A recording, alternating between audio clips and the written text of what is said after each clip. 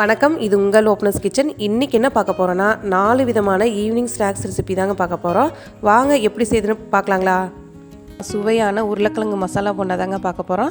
நல்ல ஒரு evening tea time ஸ்நாக்ஸுங்க. அது சிம்பிளாக ஈஸியாக செஞ்சிடலாம். சுட சுட டீயோடு சாப்பிடும்போது அவ்வளோ அருமையாக இருக்குங்க. வாங்க இந்த உருளைக்கிழங்கு மசாலா போண்டா எப்படி செய்யுதுன்னு பார்க்கலாங்களா. உருளைக்கிழங்கு 1/2 கிலோ அளவு எடுத்து வேக வச்சு எடுத்து வச்சுருக்கேங்க. குக்கரில் 3 விசில் விட்டு எடுத்துருக்கேன். நல்லா இதை மஸ்ட் எடுத்துக்கலாம். நல்லா ஒன்றும் பாதியமாக மஸ்ட் எடுத்துக்குங்க. இந்த அளவுக்கு எடுத்துக்கலாங்க. வேக வச்ச உருளைக்கிழங்கு இப்போ வணக்கிடலாங்க. அதுக்கு 3 டேபிள் ஸ்பூன் அளவு எண்ணெய் சேர்த்தியாச்சு. எண்ணெய் சூடானதுக்கப்புறம் 1 டீஸ்பூன் அளவு கடுகு நல்லா பொரிஞ்சதுக்கப்புறம் 1 டேபிள் ஸ்பூன் அளவு கடலைப்பருப்பு சேர்த்திக்கலாங்க. கடலைப்பருப்பு கூடுதலாக சேர்த்திக்கிங்க, நல்லாயிருக்கும். கடலைப்பருப்பு நல்லா கலர் மாதிரி வந்ததுக்கப்புறம் கொஞ்சமாக கருவேப்பிலை சேர்த்திக்கலாம். கருவேப்பிலையும் நல்லா பொரிஞ்சதுக்கப்புறம் காரத்துக்கு 3 பச்சை மிளகாய் எடுத்துருக்கேங்க, அதையும் சேர்த்திக்கலாம். உங்களுக்கு காரம் எவ்வளோ வேணுமோ அந்தளவுக்கு நீங்கள் சேர்த்திக்கிங்க. 2 பெரிய வெங்காயம் இந்த மாதிரி சின்ன சின்னதாக கட் பண்ணி எடுத்து வச்சுருக்கேன், அதையும் சேர்த்திக்கலாங்க. வெங்காயம் கூடுதலாக சேர்த்திக்கிங்க, இந்த மசாலா போண்டாக்கு நல்லாயிருக்கும். வெங்காயம் 1 நிமிஷம் நல்லா வதக்கிக்கலாம். வெங்காயம் ஓரளவுக்கு வதக்கினா போதுங்க. அடுத்தது 1 டேபிள் ஸ்பூன் அளவு கறி மசாலா தூள் சேர்த்திக்கலாம். 1 டீஸ்பூன் அளவு மஞ்சத்தூள், மசாலா தூள் சேர்த்து 1 நிமிஷம் நல்லா கலந்துக்கலாங்க. அடுப்பை மீடியம் ஃப்ளேம்லேயே வச்சுக்கலாம். கொஞ்சமாக பெருங்காயத்தூள் சேர்த்திக்கலாங்க. நல்லா கலந்துட்டு வேக வச்சு மஸ்ட் எடுத்து வச்ச உருளைக்கிழங்கு சேர்த்திக்கலாங்க. இப்போ இந்த உருளைக்கிழங்கு மசாலா போண்டா சுட சுட டீயோடு சாப்பிடும்போது அவ்வளோ அருமையாக இருக்குங்க. நல்லா காரசாரமாக இருக்கும்.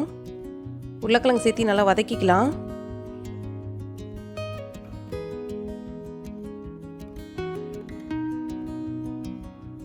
நல்லா வதக்கி விட்டதுக்கப்புறம் தேவையான அளவு தூள் உப்பு சேர்த்திக்கலாங்க. உப்பு சேர்த்தி நல்லா கலந்துக்கலாம். இந்த ஸ்டேஜில் அடுப்பு ஆஃப் பண்ணிக்கலாங்க. அடுப்பு ஆஃப் பண்ணிவிட்டு கொத்தமல்லி தழை சேர்த்திக்கலாங்க. நல்லா ஃப்ரெஷ்ஷான கொத்தமல்லி தழையாக சேர்த்திக்கிங்க. கொத்தமல்லி தழை சேர்த்தி நல்லா கலந்துக்கலாம். இது இப்போ நல்லா ஆறட்டுங்க. ஆறுனதுக்கப்புறம் உருண்டை பிடிச்சி எடுத்துக்கலாம். வதக்கி வச்ச உருளைக்கிழங்கு ஆறிட்டுக்கிட்டுங்க. அதுக்குள்ளே மேல் மாவு ரெடி பண்ணிடலாம். 1/2 கிலோ அளவு கடலை மாவு எடுத்துக்கிறேங்க.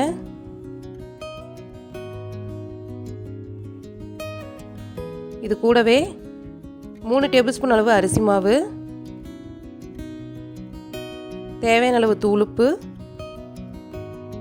1 டீஸ்பூன் அளவு சோடாப்பு, இதையெல்லாம் சேர்த்து நல்லா கலந்துக்கலாம். தண்ணி சேர்த்தாமல் ஒரு தடவை நல்லா கலந்துக்குங்க.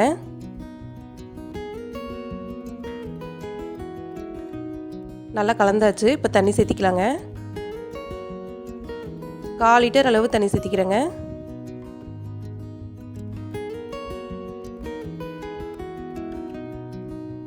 தண்ணி பார்த்து சேர்த்திக்கிங்க. ரொம்ப தண்ணியாட்டமும் இருக்கக்கூடாது, ரொம்ப கெட்டியாகவும் இருக்கக்கூடாது. இந்த அளவுக்கு இருக்கணுங்க. இதுதான் கரெக்டான பதம்.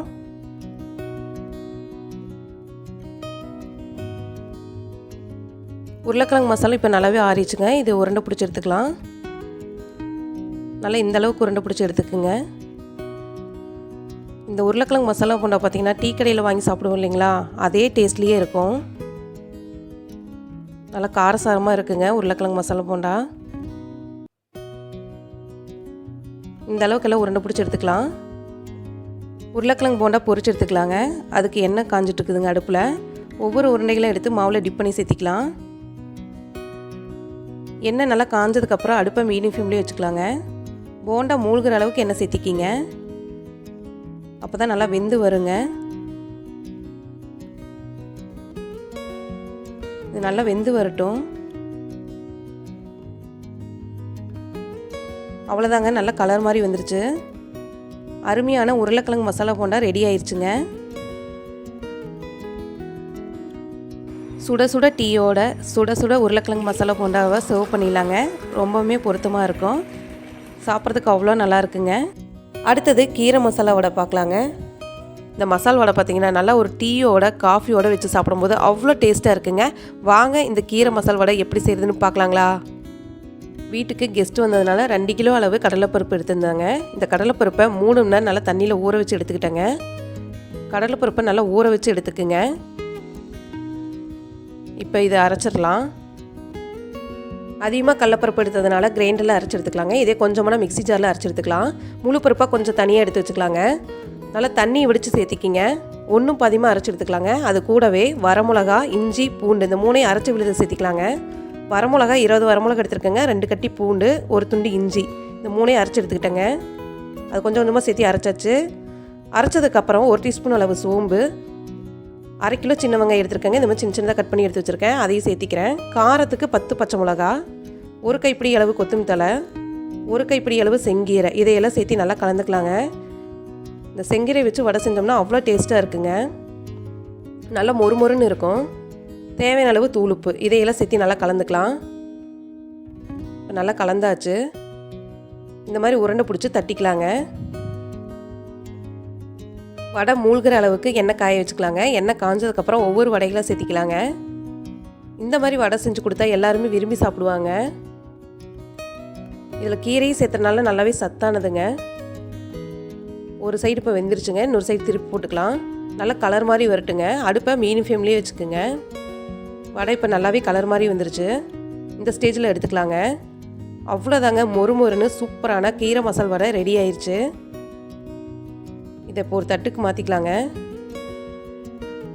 நல்லா ஒரு சூடான டீயோடு வச்சு சாப்பிடும்போது அவ்வளோ அருமையாக இருக்குங்க.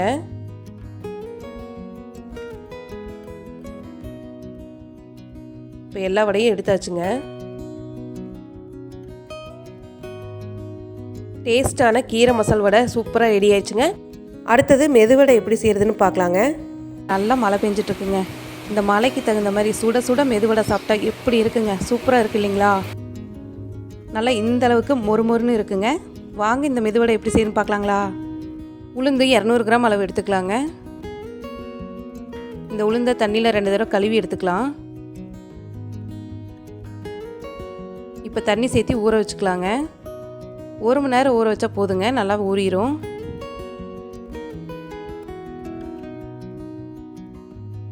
ஒரு மணி நேரம் ஆயிடுச்சுங்க. உளுந்து நல்லாவே ஊறிடுச்சு. தண்ணியெல்லாம் வடிச்சிட்டு கிரைண்டரில் சேர்த்திக்கலாங்க. கொஞ்சமாக தண்ணி விட்டு நைஸாக அரைச்சி எடுத்துக்கலாம்.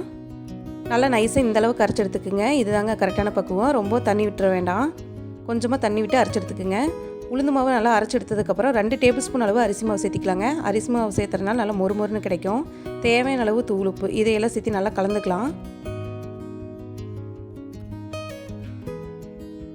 நல்லா கலந்து எடுத்ததுக்கப்புறம் 2 பெரிய வெங்காயம் இந்த மாதிரி சின்ன சின்னதாக கட் பண்ணியிருக்காங்க. அதையும் சேர்த்திக்கலாம். 1 டீஸ்பூன் அளவு மிளகு, 1/2 டீஸ்பூன் அளவு சீரகம், காரத்துக்கு 5 பச்சை மிளகு எடுத்துருக்கேங்க. விதையை நீக்கிட்டு சேர்த்திக்கலாங்க. உங்களுக்கு காரம் எவ்வளோ வேணுமோ அந்தளவுக்கு நீங்கள் சேர்த்திக்கிங்க. சிறிதளவு கருவேப்பிலை, சிறிதளவு கொத்தமல்லி எல்லாம் சேர்த்திக்கலாங்க. சிறிதளவு பெருங்காயத்தூள், இதையெல்லாம் சேர்த்து நல்லா கலந்துக்கலாங்க. நல்லா இந்தளவு கலந்துக்கலாம். உளுந்து மாவு ரெடி ஆயிடுச்சுங்க. இப்போ மெதுவடை போட்டுடலாம். அடுப்பில் எண்ணெய் காஞ்சிட்ருக்கு. மெதுவடை போகிறதுக்கு முன்னாடி தண்ணியில் நல்லா கையை ஈரம் பண்ணிவிட்டு ஒரு பால் சைஸ் அளவுக்கு எடுத்துக்குங்க. நல்லா இந்த அளவுக்கு எடுத்துகிட்டு சென்டரில் ஓட்டை போட்டு சேர்த்திக்கலாம். இதே மாதிரி எல்லா மெதுவடைகளையும் போட்டுடலாங்க. சுட சுட டீயோடவோ காஃபியோடவோ இந்த மெதுவடை சாப்பிடும்போது அவ்வளோ டேஸ்ட்டாக இருக்குங்க. கூடவே தேங்காய் சட்னி இல்லைன்னா கார சட்னி கூட வச்சு சாப்பிட்லாம், நல்லாயிருக்கும். குயிக்காக செஞ்சிடலாங்க. நல்லா ஒன் சைடு வெந்துருச்சு. இப்போ திருப்பி விட்டுக்கலாங்க. எண்ணெய் நல்லா காஞ்சதுக்கப்புறம் அடுப்பை மீடியம் ஃப்ளேம்லேயே வச்சுக்கலாம். இப்போ நல்லாவே கலர் மாதிரி வந்துருச்சு. இந்த ஸ்டேஜில் எடுத்துக்கலாங்க. அவ்வளோதாங்க, டேஸ்டியான மொறுமொறுன்னு மெதுவடை சூப்பராக ரெடி ஆயிடுச்சு. நல்ல மொறுமொறுன்னு சாஃப்டான மெதுவடை வீட்லேயே செய்யலாங்க. அடுத்தது வாழைக்காய் பச்சி எப்படி செய்கிறதுன்னு பார்க்கலாங்க. நான் இன்றைக்கி 2 வாழைக்காய் எடுத்துருக்கேங்க. இந்த சைஸில் எடுத்திருக்கேன். அதை இந்த மாதிரி கட் பண்ணி எடுத்து வச்சுருக்கேங்க. உங்களுக்கு நீளமாக வேணாலும் நீளமாக கட் பண்ணிக்கிங்க, ரவுண்டாக வேணாலும் ரவுண்டாக கட் பண்ணிக்கிங்க. அது உங்கள் விருப்பம். நான் இன்றைக்கி இந்த மாதிரி எடுத்துருக்கேங்க. அடுத்தது இப்போ மாவுக்கு ரெடி பண்ணிடலாங்க. 1/2 கிலோ அளவு கடலை மாவு எடுத்துருக்கேங்க. தேவையான அளவு மிளகாய்த்தூள் சேர்த்திக்கலாங்க. 1 டேபிள் ஸ்பூன் அளவு சேர்த்திக்கிறேன். காரம் உங்களுக்கு எவ்வளோ வேணுமோ அந்தளவுக்கு நீங்கள் சேர்த்திக்கிங்க. மிளகாய்த்தூள் சேர்த்துனதுக்கப்புறம் 1 பிஞ்ச் அளவு சோடாப்பு சேர்த்திக்கிறேங்க. சோடாப்பு சேர்த்தனால நல்லா பொசு பொசுன்னு வரும் வாழைக்காய் பச்சி. தேவையான அளவு தூளுப்பு, இதையெல்லாம் சேர்த்துனதுக்கப்புறம் கொஞ்சமாக தண்ணி விட்டு கரைச்சிக்கலாங்க. ரொம்ப தண்ணி சேர்த்திட வேண்டாங்க, கொஞ்சம் கொஞ்சமாக தண்ணி விட்டு கலந்துக்குங்க. ரொம்பவும் லூஸாக போயிடக்கூடாது மாவு, இந்த அளவுக்கு இருக்கணுங்க. இதான் கரெக்டான பதம். இப்போ மாவு ரெடி ஆயிடுச்சு. எண்ணெய் இப்போ அடுப்பில் காஞ்சிட்டு இருக்குதுங்க. எண்ணெய் சூடாகிட்டு இருக்க சமயத்தில் மாவில் வாழைக்காய் போட்டு எடுத்துக்கலாங்க. எண்ணெய் நல்லா சூடாக இருக்க மாதிரி பார்த்துக்குங்க. எண்ணெய் இப்போ நல்லா சூடாகிடுச்சு. இந்த ஸ்டேஜில் ஒவ்வொரு வாழைக்காயை சேர்த்திக்கலாங்க. வச்சு மூழ்கிற அளவுக்கு எண்ணெய் சேர்த்திக்கிங்க. ஒவ்வொரு வாழைக்காயை இப்போ சேர்த்தியாச்சு. நல்லா 2 சைடு வெந்து வர மாதிரி பார்த்துக்குங்க. இந்த வாழைக்காய் பச்சி ஈஸியாக குயிக்காக செஞ்சு முடிச்சிடலாங்க, ரொம்ப நேரம் ஆகாது. இப்போ நல்லா கலர் மாதிரி வந்துருச்சு. இந்த ஸ்டேஜில் எடுத்துக்கலாங்க. அவ்வளோதாங்க, டேஸ்டியான சூப்பரான வாழைக்காய் பச்சி ரெடி ஆயிடுச்சு. நல்ல ஒரு சூடான டீயோட காஃபியோட வச்சு சாப்பிடும்போது அவ்வளோ அருமையாக இருக்குங்க இந்த வாழைக்காய் பச்சி. அவ்வளோதாங்க, மொறுன்னு பொசு பொசுன்னு வாழைக்காய் பச்சி சூப்பராக ரெடி ஆயிடுச்சு பார்த்தீங்களா. இந்த மாதிரி வாழைக்காய் பச்சி செஞ்சு கொடுத்தா எல்லாருமே விரும்பி சாப்பிடுவாங்க. நீங்களும் இந்த 4 விதமான ஈவினிங் ஸ்நாக்ஸ் ரெசிபியை வீட்டில் ட்ரை பண்ணி பாருங்கள், ரொம்பவே பிடிக்கும். இந்த வீடியோ உங்களுக்கு பிடிச்சிருந்துன்னா லைக் பண்ணுங்கள், ஷேர் பண்ணுங்கள், கமெண்ட் பண்ணுங்கள். மறக்காமல் ஓப்பனர்ஸ் கிச்சனை சப்ஸ்கிரைப் பண்ணிக்கிங்க. அப்படி பக்கத்தில் இருக்கிற பெல் ஐக்கனையும் கிளிக் பண்ணிக்கிங்க. அப்போ தான் நாங்கள் போடுற புத்தம்புது வீடியோக்கள் உங்களுக்கு நோட்டிஃபிகேஷனாக வந்து சேருங்க.